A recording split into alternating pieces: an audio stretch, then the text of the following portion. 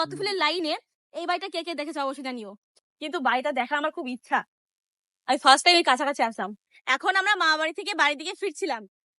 তো একটা জিনিস ছোটবেলা থেকে দেখছি, আর দেখে না ভাবতাম যে জিনিসটা কেমন, কোনদিন দেখার সুযোগ হয়নি দাঁড়িয়ে। তো আজকে ফাইনালি দাঁড়ালাম আর ভাবলাম তোমার সঙ্গে শেয়ার করি। এই দেখো পেছনে একটা মাটির ঢিবি দেখতে পাচ্ছ। এটা অ্যাকচুয়ালি মাটির ঢিপি না, এটা একটা বাড়ি। আমি ছোটবেলা থেকেই এই একই পজিশনে একই রকম দেখে যাচ্ছি, কোনোদিন খারাপও হয় না নষ্ট হয় না, কিন্তু এটা একই রকম ভাবেই আছে।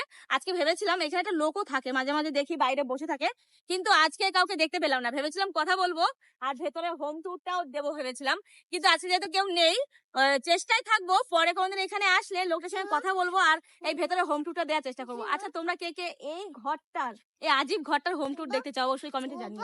একদম দেখো আর কে এই দত্তফুলের লাইনে এই বাড়িটা কে কে দেখেছো অবশ্যই জানিও। চল তো একটু সামনে যাই, আসো তো। আমি জানি না কেউ আছে কিনা, বকবে কিনা, কিন্তু বাড়িটা দেখা আমার খুব ইচ্ছা। আমি ফার্স্ট টাইম এই কাছাকাছি আসলাম। কেউ আছে? দেখো, ও মা কি সুন্দর ভেতরটা। দেখো ঘর পুরো, দেখো পুরো এটা একটা ঘর, পুরো মাটিতে বানানো। হ্যাঁ এটা পুরো মাটি মাটি আর এই যে কাঠ কাঠ ফাট দিয়ে একটা সুইমিং পুলও আছে পাশে, প্রাইভেট সুইমিং পুল। কেউ একজন থাকে, দেখো জামা কাপড় নাড়া আছে। এই ঘরটা একবার দেখাও।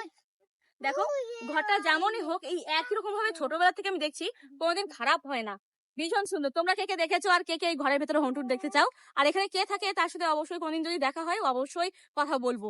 আজকে তো দেখা হলো না। ভীষণ সুন্দর ঘরটা, কিন্তু দেখাই যায় না এরকম তো।